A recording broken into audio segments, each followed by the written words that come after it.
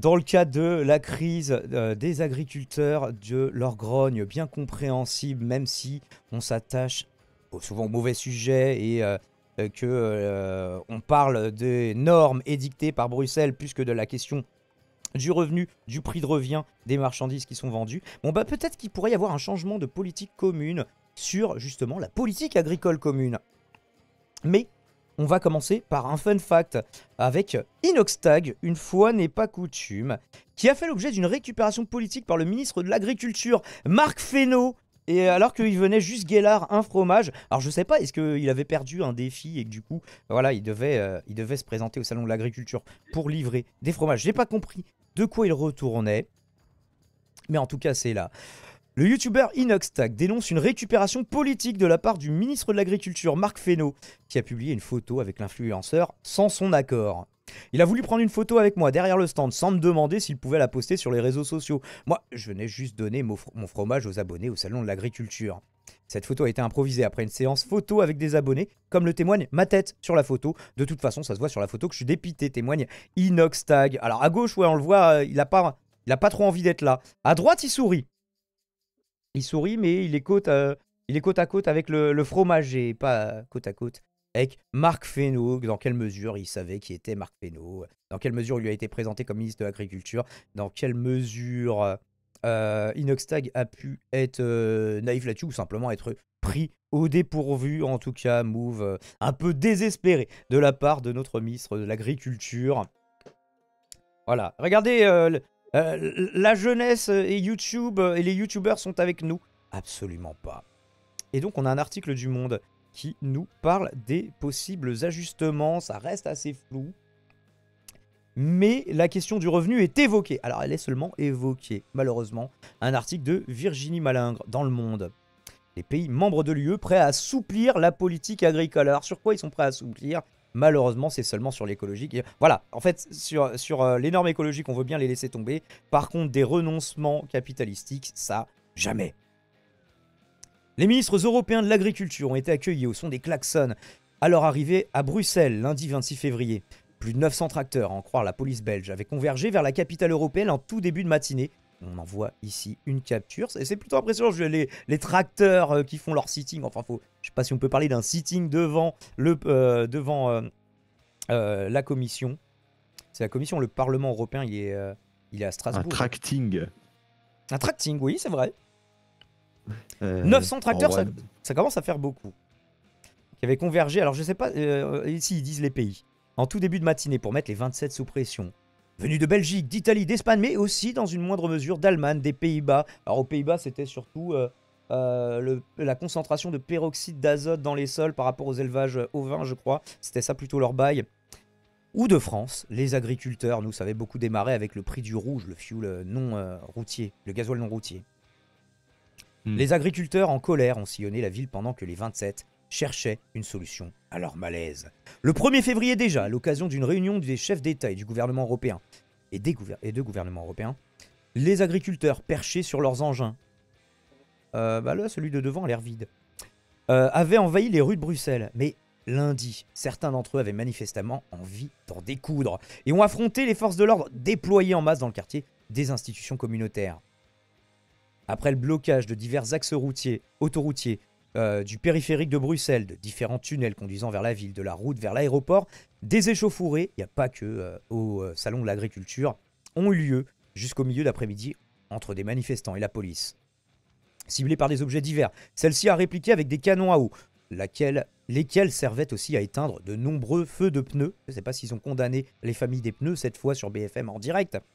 De ballots de paille et de palettes de bois. Normalement, quand les agriculteurs brûlent des trucs, ça va, ils disent rien. Le message des agriculteurs était clair. Ce qui a été proposé jusqu'ici est insuffisant. Ils continueront à manifester tant qu'ils n'obtiendront pas plus. Depuis des semaines, ils accusent l'Union européenne d'être coupable de nombre de leurs maux en vrac. Ils dénoncent une politique agricole commune trop bureaucratique. Voilà, ça, c'est vrai que bon, l'Union européenne, on aime édicter des normes. Alors, ça ne veut pas dire qu'il ne faut pas de normes écologiques. Il faut éviter les doublons et les lourdeurs, mais ça ne veut pas dire des renoncements sur qu'est-ce qu'on met dans nos sols, comment on irrigue, quid de nos nappes phréatiques, etc. Un pacte vert européen coûteux, ou encore, bah oui, mais coûteux, non, dans un système où on ne change rien, ou encore la concurrence déloyale des produits ukrainiens, et des connexions entre les sujets, qui depuis le début de la guerre entrent sur le marché intérieur sans droit de douane. On verra justement les Polonais qui sont pas très contents par rapport à ça. À quelques mois des élections européennes prévues du 6 au 9 juin, les 27, au premier rang desquels la France, redoutent que cette colère alimente un vote d'extrême droite déjà à forte progression, en croire les sondages, et On se nourrit demande bien à cause de l'euroscepticisme qui, hein. ambiant. Bah oui, c'est-à-dire que la défense d'un statu quo qui n'est plus tenable pour la plupart des gens, même quand l'extrême droite font seulement semblant d'être des opposants à cette politique en disant simplement « voilà, nous on voudrait faire pire », bah les gens se disent « oui, c'est différent, donc votons pour eux », ils crient fort et puis... Non, mais je pensais surtout que le gouvernement a tout fait pour que que l'extrême droite soit à ce niveau-là, hein. Bah, ça dépend. La strat, c'est faire monter l'extrême droite chez nous, dans un système de scrutin uninominal à 2 tours, comme les présidentielles, se retrouve au 2e tour, et après, dans l'entre-deux tours, c'est le seul moment où on dit que l'extrême droite, c'est pas très bien. Oui, mais quand il y Le a reste là, du temps, maintenant qu'il ils y sont a très vu que respectables. Macron peut pas se représenter, bon. Non, mais Bah, la en strat, vrai, je est-ce que ce pense sera que... Darmanin? Est-ce que ce sera autre chose? On verra. Oui, vas-y, de façon synthétique, si tu veux Non, bien. j'allais dire, je pense que le... Et c'est vrai qu'il y a là, mais ça les arrange plus que ça soit l'extrême droite au pouvoir, que ça soit la gauche. Ah oui, non, mais ça, on l'a déjà Ils dit. sont prêts à aller voter Historiquement, pour l'extrême droite s'ils n'ont pas le choix. les libéraux préfèrent, et les milieux d'affaires préfèrent le fascisme plutôt que des solutions de gauche radicale, évidemment. On ne va pas le rappeler sur tous les sujets, mais voilà, c'est fait. Donc un pacte vert européen coûteux, la concurrence déloyale à qui depuis le début entre sur le marché intérieur, on l'a lu. À quelques mois des élections européennes prévues donc, du 6 au 9 juin, les 27, premier rang desquels la France, on l'a lu, redoute que cette colère alimente voilà, un vote d'extrême droite, c'est là qu'on s'était laissé, et l'euroscepticisme ambiant. Dans ce contexte, il presse la Commission de formuler des propositions à même d'éteindre l'incendie qui se profile, et pas seulement celui des pneus cette fois. Depuis fin janvier, la Commission a annoncé 2 trains de mesures pour tenter de répondre au mouvement de contestation agricole qui touche une grande partie du vieux continent. On a vu que c'était aussi le cas en Belgique, en Pologne, aux Pays-Bas, en Espagne. Et on aura d'ailleurs une petite pastille de l'UMA là-dessus. Après avoir décidé d'exonérer les exploitants d'obligations de mise en jachère jusqu'à juin 2025. Bon, pourtant la jachère, c'est important. Encore une fois, c'est pas là-dessus qu'il faut faire les renoncements. C'est sur les marges des distributeurs, c'est sur le prix des matières premières agricoles, que ce soit produits de l'élevage ou de l'agriculture. C'est sur ces prix-là qu'il faut faire quelque chose. Les marges d'action, elles existent. Elles existent dans les intermédiations notamment. Par contre, est-ce que le problème, c'est de mettre 4% de terre en jachère? Je sais pas, si tu augmentais de 20% le prix auquel les distributeurs vont payer les produits, bah, ça se tente en soi. Moi, je vais vous quitter là-dessus. A plus, Moura. A plus.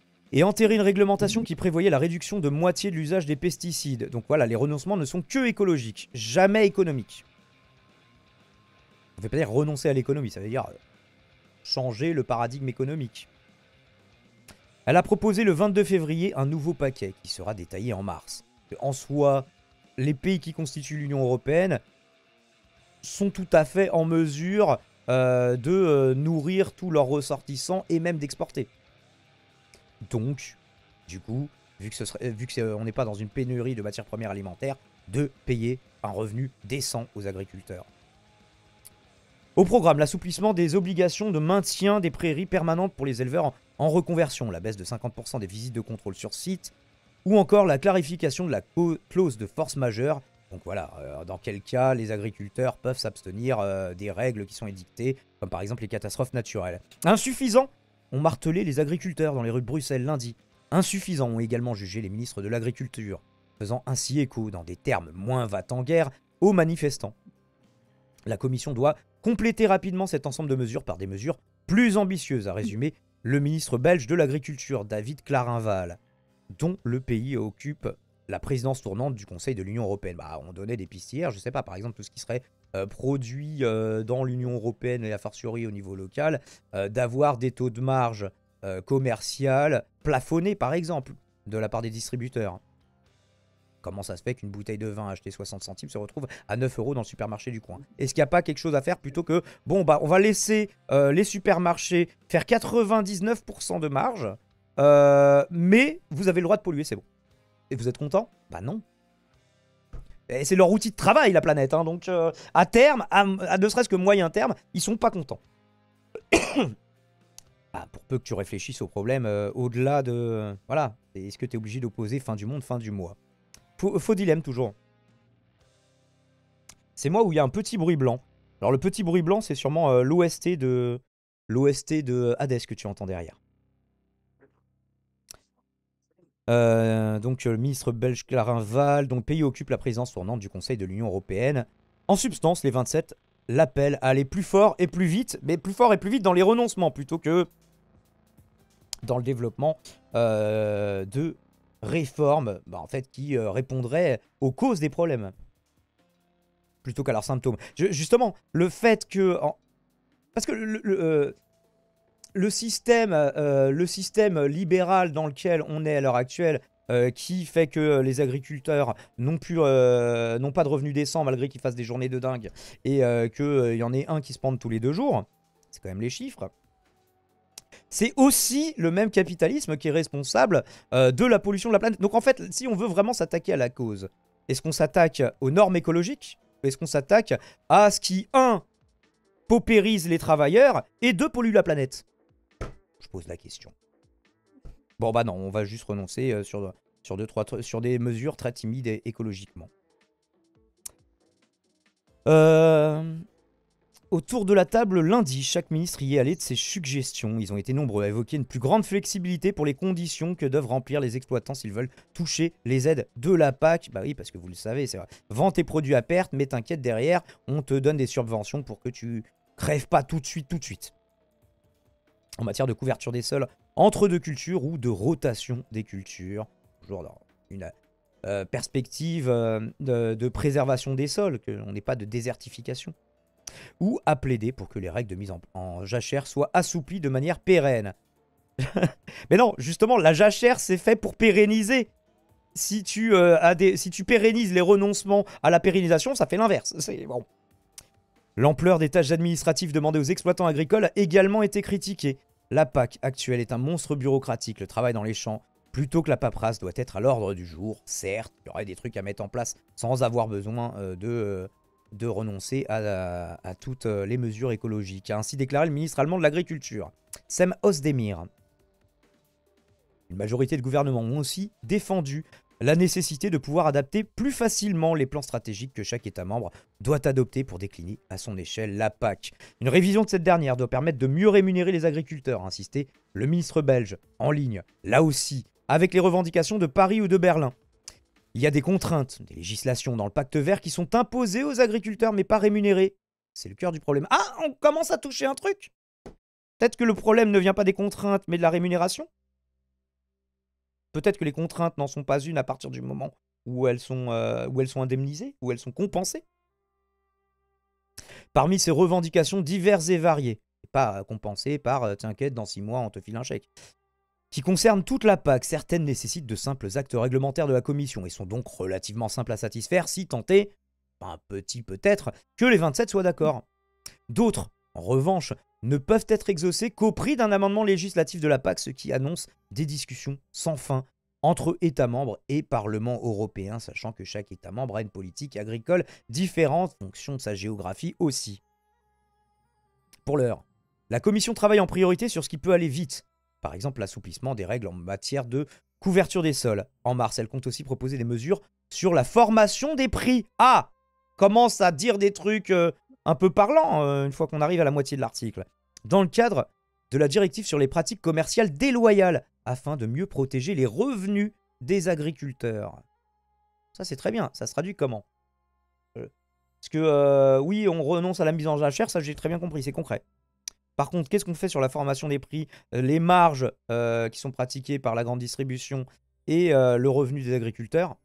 Pour l'instant, voilà. Mais lundi, plusieurs États membres, dont la France, l'Allemagne, la Belgique, lui ont demandé de ne rien exclure. Et, c'est comme la guerre en Ukraine. Et si cela s'avérait nécessaire, de travailler à une révision ciblée de la PAC qui vient juste d'entrer en application et qui est censé s'appliquer jusqu'à 2027. Dans l'immédiat, il faut quelque chose de pragmatique, d'opérationnel. Il y a l'espace pour des modifications à l'intérieur des règles actuelles. Ne changeons rien pour que tout change, a certes estimé le ministre français Marc Fesneau. Bah oui, mais il a dit Inoxtag est avec nous. Mais a-t-il insisté, il y a des choses qui nécessitent de modifier l'acte de base de la législation de la PAC. Ah. Donc, modifier l'acte de base à l'intérieur des règles actuelles. Qu'est-ce que c'est que ce bordel intellectuel, Marc Fesneau? Que cette modification législative enjambe les élections européennes n'a pas d'importance. Ah. Donc on ne fait pas campagne là-dessus. L'important, c'est qu'on avance. Ça, c'est toujours une constante dans la Macronie. Avancer, il faut faire des trucs, même si c'est des trucs éclatés au sol. On a besoin de fixer une trajectoire, même pour aller dans le mauvais sens. De poser des jalons d'une PAC qui rassure à long terme. Est-ce que vous vous sentez rassuré? Lundi, les ministres de l'Agriculture ont par ailleurs évoqué d'autres thématiques que la PAC, à même de soulager le monde agricole. Ainsi, a relativisé David Clarinval, toujours lui. Plusieurs délégations ont demandé un rehaussement du plafond des aides que les gouvernements peuvent accorder aujourd'hui dans le secteur agricole. Gouvernement par gouvernement, donc. Mais j'ai mis une pause. Lundi, les ministres de l'Agriculture ont par ailleurs évoqué d'autres thématiques que la PAC, à même de soulager le monde rural. Ainsi, donc voilà, c'est là qu'on était. Plusieurs délégations ont demandé un rehaussement des aides. Le pacte vert européen qui épargne pourtant très largement les agriculteurs et que nombre de chefs d'État et de gouvernement, à commencer par Emmanuel Jupiter et Phaistos Ier, veulent mettre en pause. Ah, est-ce que on faisait une pause comme dans Friends ou est-ce que juste on va pas le faire du tout? A également été au cœur, we were on a break, vous connaissez la punchline, a également été au cœur des discussions. Tout comme la question des accords commerciaux, la France et 8 autres pays, Belgique, Bulgarie, Espagne, Grèce, Hongrie, Italie, Malte, Slovénie, militent pour plus de réciprocité avec leurs partenaires. Et puis les partenaires des États tiers aussi, ou à l'intérieur, évidemment, oui, il y a des pays qui sont des puissances agricoles disparates au sein de l'Union. Les 27 ont jugé lundi qu'il leur faudrait mieux protéger les agriculteurs européens de la concurrence ukrainienne, alors qu'ils viennent de prolonger l'exemption de taxes pour les produits ukrainiens, tout en instaurant des clauses de sauvegarde pour la volaille, les œufs et le sucre. On a vu qu'il y avait des bises justement avec le ministère de la Défense et les œufs, au-delà d'un certain volume, en Ukraine, au-delà d'un certain volume d'importation. Donc si ça commence à être passé un certain... Il y a des effets de seuil au-delà duquel on remet des taxes du coup. Sachant que l'Ukraine ne fait pas encore partie de l'Union Européenne, donc des taxes sont censées s'imposer. Alors c'est sûrement pour les aider quand même, puisque c'est l'autre grenier de l'Europe, hein, l'Ukraine, qui en temps de guerre a beaucoup de mal à exporter ses céréales, malgré les accords avec tripartite entre l'Ukraine, la Turquie et la Russie. Ils ont réussi à faire sortir quelques milliers de tonnes de céréales par voie navale.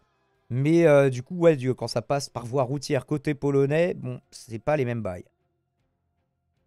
Bah justement, en fait, l'objectif, c'est de trouver une solution pour que ça puisse atteindre les marchés traditionnels hors de l'Union Européenne, comme la Chine, l'Inde ou l'Égypte. Bah après, depuis Ankara, je crois que c'était redistribué, hein, mais où il n'arrive plus depuis le début de la guerre en Ukraine, a insisté David Clarinval en quelques heures. Les 27 ont ainsi élaboré un lourd programme de travail pour la Commission en espérant, cette fois, qu'elle se montrera à la hauteur de leurs attentes et surtout de celles des agriculteurs. Gageons que ce ne sera pas le cas. D'ailleurs, l'Ukraine nous a envoyé du blé irradié, ils sont sympas. Là, actuellement, ils ont du blé irradié actuellement. Je suis pas au courant. Ah, il y avait eu, à Zaporizhzhia des craintes pour la centrale, puisque c'est la plus grosse centrale nucléaire d'Europe, il me semble. Mais bon, a priori, il n'y a pas eu de catastrophe nucléaire pour le moment. D'accord, là actuellement tu nous dis qu'il y a du blé irradié. Bah n'hésite pas à nous donner plus de détails. Qu'est-ce qu'on avait d'autre? Bah on va regarder justement les agriculteurs polonais en colère, puisqu'ils finissaient là-dessus. Et ensuite on regardera, on lira un court article de l'UMA d'aujourd'hui. On n'entend rien, monsieur. On n'entend rien. Allô? Et comment ça se fait qu'on n'entendrait? Ah, c'est parce que j'avais baissé le son pour... Ok. ça devrait mieux aller. Illustration de cette colère agricole, justement, les agriculteurs polonais sont eux dans les rues de Varsovie. Vous allez l'apercevoir sur des images en direct, des milliers de personnes rassemblées pour dénoncer notamment les importations de matières agricoles ukrainiennes. Depuis des semaines, les agriculteurs polonais dénoncent ce qu'ils qualifient de concurrence déloyale, ce qui fait chuter les prix de leurs produits. Voilà donc pour ces images. Parce que du coup, c'est pas les mêmes normes et les mêmes conditions salariales en Pologne qu'en Ukraine. En direct, et on va justement retrouver le correspondant de France 24 à Varsovie qui se trouve justement sur place en direct de cette manifestation, Adrien Sarlat. Bonjour Adrien, des milliers de Polonais. Est-ce qu'on pourrait pas réserver justement les produits agricoles ukrainiens aux pays qui ne sont pas eux-mêmes producteurs ou a fortiori exportateurs de ces mêmes matières premières? Polonais dans les rues. Bon, si on est exportateur, on n'a pas besoin de les importer, ceci dit, mais Je le disais, quelles sont leurs revendications ça fait pas exactement? concurrence du coup au marché intérieur. Oui, ils sont très nombreux aujourd'hui, ils sont très bruyants aussi, vous devez l'entendre derrière moi. Ça me rappelle les Vuvuzela pendant la Coupe du Monde, vous vous souvenez? Sombre période. Ils ont fait le déplacement, ces agriculteurs, depuis toute la Pologne pour manifester leur désaccord vis-à-vis de la politique de tarifs douaniers qui ont été levés depuis le début de la guerre à la frontière ukrainienne. Alors là, on est au centre-ville de Varsovie, vous voyez derrière moi qu'ils ont Le nombre de drapeaux qui sont brandis, est-ce que c'est plus en mode des nations du coup? Parce qu'il n'y a que des drapeaux, je vois pas de pancarte. Si, je vois un drapeau différent ici. laisser leurs tracteurs à l'entrée de la ville, mais ça ne les empêche pas Je vois pas de drapeaux genre syndicaux ou des trucs comme ça. de garder toute leur motivation. Ils sont en train de se diriger actuellement vers le siège du Conseil des ministres pour manifester. Et puis ils sont accompagnés aujourd'hui de leurs collègues chasseurs, de leurs collègues mineurs, qui comme eux se battent aussi contre le pacte vert européen qu'ils jugent trop exigeant, trop contraignant. Alors la manifestation des agriculteurs a démarré il y a plus d'un mois maintenant à petite échelle, plutôt dans des zones rurales, jusqu'à gagner les grandes villes et Il y avait eu des incidents avec notamment je crois des camions laitiers qui avaient traversé la frontière et qui avaient été bloqués, etc. Merci pour le follow Vladimir. les blocages d'autoroutes, Vladimir Lénine. de passage frontalier avec l'Ukraine et l'Allemagne ce week-end. Mais aujourd'hui, eh bien, c'est une sorte de convergence des luttes en fait qu'on retrouve à Varsovie entre ces chasseurs, ces agriculteurs et ces mineurs qui se trouvent qui ont Alors nous aussi je crois il y a une convergence, je crois c'est en Espagne justement, on verra avec les pêcheurs aussi et les chasseurs qui ont rejoint le mouvement. l'impression d'être lésés par l'Union européenne et le pacte vert qui s'impose à eux, qui mettrait le futur de leur profession en danger. Merci beaucoup Adrien pour toutes ces précisions. Adrien Sarlat en direct de Varsovie. J'ai fermé mon conducteur, je suis un abruti. Et donc on a un droit de suite publié par l'UMA du 28 février en page 15. Espagne, mobilisation des paysans. Alors que des centaines de tracteurs paralysaient ce lundi, on voyait le centre de Bruxelles, en marge d'une réunion des ministres européens de l'agriculture, les paysans espagnols faisaient aussi entendre leur mécontentement à Madrid. C'était peut-être un peu moins loin. Pour entamer la 3e semaine consécutive de mobilisation, 3 syndicats agricoles se sont cette fois donné rendez-vous, une intersyndicale sur le sujet, devant le siège du ministère de l'Agriculture pour défiler à pied et sur des engins de travail, jusqu'au siège de la Commission européenne. C'est à Madrid ou à la Commission? Je ne suis pas sûr. Où ils sont partis de Madrid pour aller en tracteur jusqu'à la Commission. Ça a dû être long comme voyage. Réunis autour d'un appel pour exiger soutien, respect et reconnaissance, les organisations agricoles attendent de leur gouvernement une flexibilisation de la politique agricole commune. Bon, donc une non-application de tout ou partie dans les cas où ça leur est délétère, ainsi que la négociation de clauses miroirs pour garantir la réciprocité des règles pour les importations en provenance de pays tiers, donc non membres de l'Union européenne. Bah oui, il faut que soit ils ont des mêmes normes, soit on retaxe, mais il faut faire quelque chose. Les agriculteurs espagnols réclament également une modification du fonctionnement de la loi dite sur la chaîne alimentaire, en vigueur depuis 2021 et déjà censée améliorer le fonctionnement de la chaîne d'approvisionnement alimentaire en réduisant les déséquilibres commerciaux entre les producteurs et les autres opérateurs du marché. Est-ce que c'est leur loi Egalim à eux qui ne s'applique pas non plus? Peut-être, je ne sais pas. Une révision du système d'assurance agricole et de la fiscalité du secteur paysan. Donc c'est moins sur le prix des matières premières. Donc je ne suis pas sûr qu'on puisse le comparer. Des éleveurs ainsi que des pêcheurs ont pour la première fois, depuis le début du mouvement, participé à la mobilisation. Voilà du coup pour ce qui se passe en Espagne. Et j'ai rien vu sur les autres pays aujourd'hui par rapport à la grogne des agris. Est-ce que vous aviez un commentaire par rapport à ça, Ipsélis et l'ours? Et non, on n'a pas parlé d'Alexis Colère cette fois. Non. Bah, je crois que t'as un peu tout dit. Hein. Est-ce que tu condamnes les agriculteurs? Est-ce que tu condamnes les pneus brûlés? Ah, faut que je fasse un mot pour les familles de pneus. S'il te plaît. Eh Ah là bien, là, un c'est grand moment triste. d'émotion. Voilà. Les yeux n'étaient pas tout à fait secs. Voilà, en tout cas pour ce petit voilà, update. Et sur Marc Fesneau qui récupère Inoxtag. On a déjà Ça m'a vu le tellement fait gouvernement rire. Non, mais essayer de gratter des j'ai- youtubeurs. Mais là, c'est. Non, mais honte. franchement, j'ai l'impression, moi, qu'ils sont désespérés, les macronistes. C'est- essayer de... Parce que je pense qu'ils savent que bon, ben, Macron, ça, c'est encore pour 3 ans et qu'après, ça va être difficile. Et c'est cool que Inoxtag il ait ouvert sa gueule et qu'il ait dit wesh, moi je veux pas. Non, je veux pas te donner l'heure en fait, mec. En même temps, le mec prend fait une du photo de lui en scred et la poste sur les réseaux sociaux, genre, hey, vous avez vu mon super ami Nextag? Bien évidemment qu'il est en colère. Inoxtag soutient la politique du gouvernement. Non. Bref. Ouais, non, mais c'est incroyable, quoi. Faut voir le C'est- mouvement ils social sont- hors frontières et pas relayer l'industrie sur le sujet, c'est-à-dire relayer l'industrie choulouade. Ça va, l'essence n'est pas chère. Elle est pas chère en Espagne? Elle est peut-être moins chère que chère chez nous, partout. mais par rapport à leur niveau de vie, je sais pas, proportionnellement. Bref, on continuera de chroniquer Franchement, la crise des agriculteurs, ouais, même si souvent on focalise le débat sur un faux dilemme entre agriculture et survie, et entre écologie et survie, alors que on pourrait assurer des conditions décentes avec d'autres types d'ajustements qui ne seraient pas délétères non seulement aux habitants des pays membres, mais même de la planète Terre à long terme. Le débat se poursuit.